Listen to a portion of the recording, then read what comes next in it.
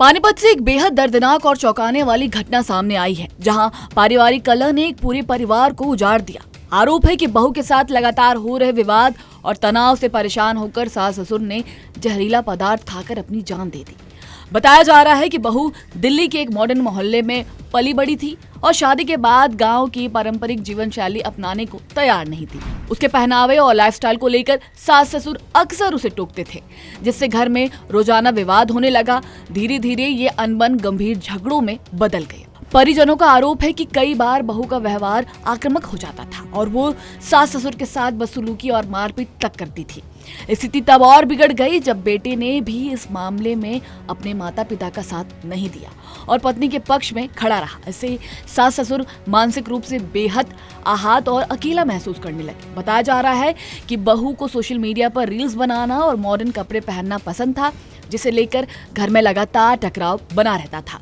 शनिवार को इसी मुद्दे पर एक बार फिर घर में तीखा विवाद हुआ। इस झगड़े के बाद तनाव में आकर सास ससुर ने सल्फास खाई।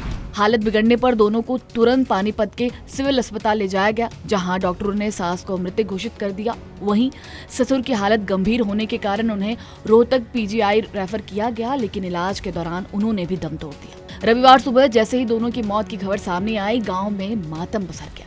एक ही परिवार की दो अर्थियां उठने से पूरे इलाके में सन्नाटा छा गया। सूचना मिलते ही पुलिस मौके पर पहुंची, शवों को कब्जे में लेकर जांच शुरू कर दी और बहू के खिलाफ मामला दर्ज कर लिया गया है। मृतक दंपति की पहचान गांव नारा के रहने वाले राजेश 46 वर्षीय और उनकी पत्नी सुमन 44 वर्षीय के रूप में हुई है। परिजनों के अनुसार दोनों लंबे समय से पारिवारिक तनाव से जूझ रहे थे। वे चाहते थे कि बहू पारंपरिक तरीके से रहे, लेकिन बहू अपनी पसंद और जीवन शैली से समझौता करने को बिल्कुल तैयार नहीं थी। जानकारी के मुताबिक दंपति के इकलौते बेटे आशीष की मुलाकात दिल्ली की रहने वाली स्नेहा से सोशल मीडिया के जरिए हुई थी। दोनों करीब 2 साल तक रिलेशनशिप में रहे और फिर जनवरी 2025 में परिवार की सहमति से शादी की।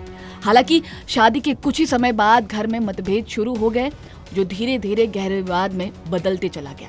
फिलहाल पुलिस पूरे मामले की जांच कर रही है और ये समझने की कोशिश की जा रही है कि आखिर किन परिस्थितियों ने इस पूरे परिवार को इतना बड़ा कदम उठाने पर मजबूर कर दिया।